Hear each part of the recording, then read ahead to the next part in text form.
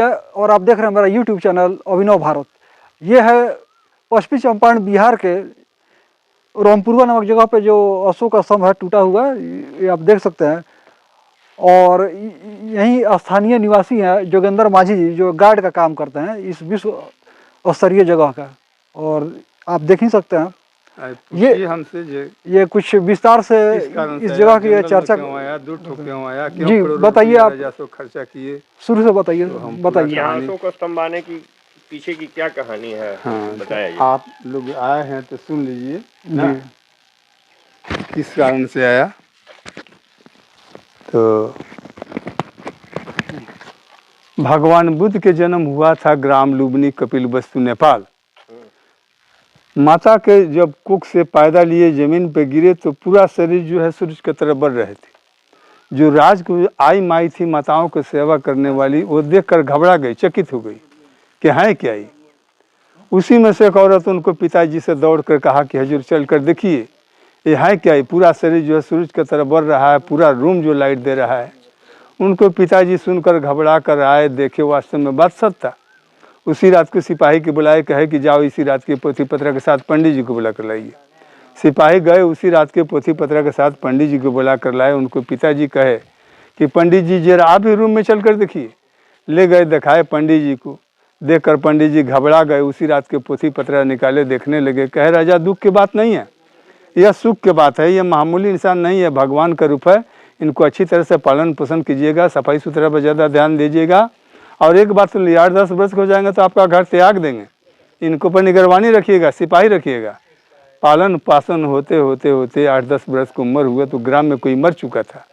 दाह संस्कार करने के लिए ले जा रहे थे। लोग बोलते थे कि राम नाम सत्य है। राज में आवाज़ आया, कहे कि पिताजी क्या बोल रहे हैं? तो एक आदमी मर चुका, दाह संस्कार करने के लिए ले जा रहे हैं, तो जरा हमको भी रोड पर ले चलिए, दिखाइए। ले गए, दिखाए कि कहे कहाँ ले जा रहे हैं? श्मशान ले जा रहे हैं। कब लौट कर आएंगे? तो जो मर जाता है लौट कर नहीं आता है। इसको खाने के लिए जो मर जाता है वो नहीं खाता है। तो जो संपत्ति कमाया है तो उसका बाल बच्चा जो जन्म लिया उसका मालिक होगा। तो इनको साथ क्या जाएगा? कहे कि बेटा कर्म आता है, कर्म जाता है, कर्म जैसा ही कर्म करोगे वैसे अगले जन्म में मिलेगा। बुरे कर्म करोगे बुरे परिवार में जाओगे, अच्छे कर्म करोगे अच्छे परिवार में जाओगे। तो कर्म क्या है? तो दान पुण्य करोगे तो अच्छे परिवार में जाओगे, उससे ज़्यादा दान पुण्य उससे बड़े परिवार में जाओगे, उससे ज़्यादा दान पुण्य करोगे कोई सेठिया के घर में जन्म होगा, उससे ज़्यादा दान कोई राजा के घर में जन्म होगा। और तूने दूसरे को सताया, दूसरे को रुलाया, दूसरे की हत्या कर कर मांस नोच नोच के खाया। एक दिन तुम्हारा हत्या कर कर बेटा मांस नोच नोच के खाएगा और यह आपका भोगना पड़ेगा, है ना। कर्म ऊँचे स्थान पर ले जाता है, कर्म नीचे स्थान पर ले गिरा देता है बेटा।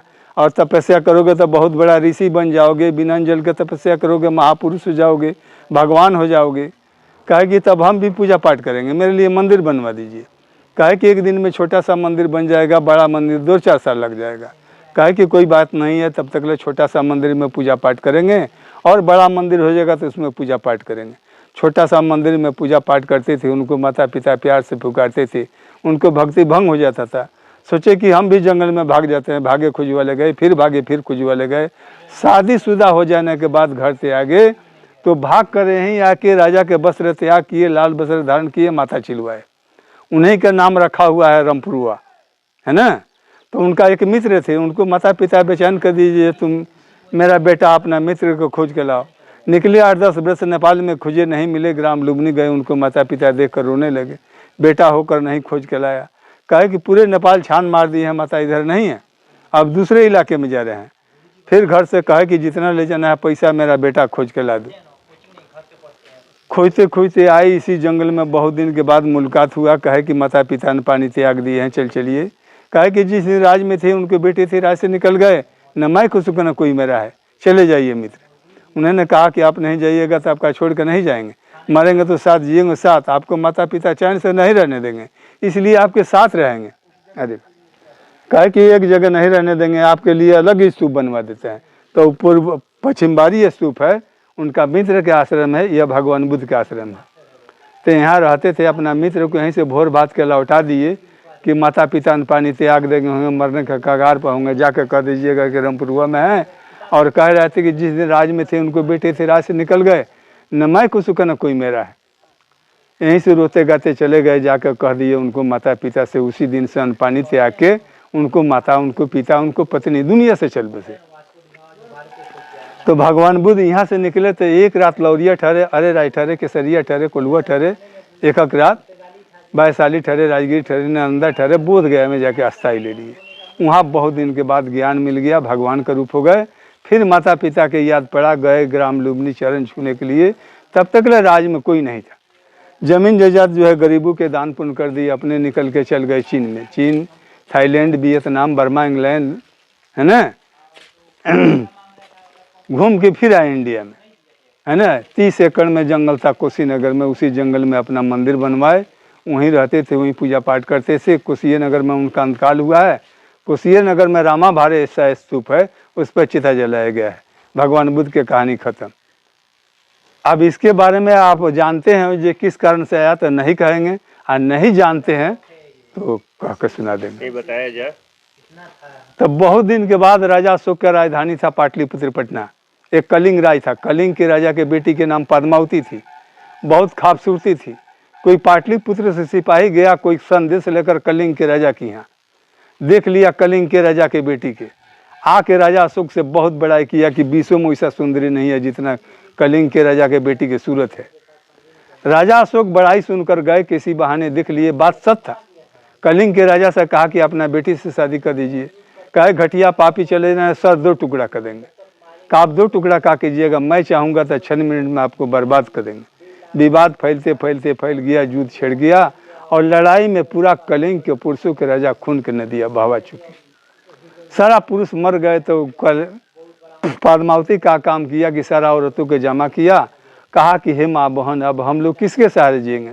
नहीं भाई है, नहीं पिता है, नहीं बेटा है, न कोई बाप है, हैं? तो हम लोग युद्ध कर कर मर मिट जाएंगे, नहीं धरती पर रहेंगे, नहीं दर्द महसूस होगा। सब औरत तैयारी हो गई कि ठीक है, अब तलवार बना के दीजिए। तलवार बनाया, सारा औरतों को दिया, कहा कि हम लोग राजा अशोक के पास चिट्ठी लिखी कि रणभूमि में अपना सैनिक दीजिए। राजा अशोक कहा कि जाकर देखो कौन है युद्ध करने वाला है, युद्ध करो। देखता है फौरस लोग तो सब औरत सब रो रही है, शराब रही है, बदबू दे रहा है, गिद्ध खा रहा है, कौआ खा रहा है। क्या चाहती है? तो युद्ध चाहते थे। अबला नारी फात उठाना पाप है, जुलूम है।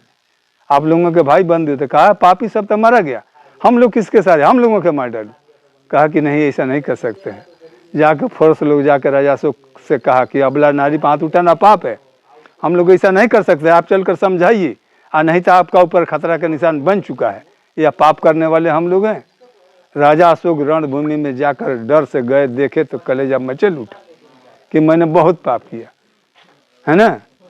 वह पद्मावती के सामने सर झुकाया, कहा कि जो हो गया से हो गया है माँ बहन, अब से ऐसा गलती नहीं कर सकते हैं हम। शस्त्र का त्याग किया, शस्त्र से त्याग किए, और सोचते थे कि हम क्या रखें, मैंने बहुत पाप किया।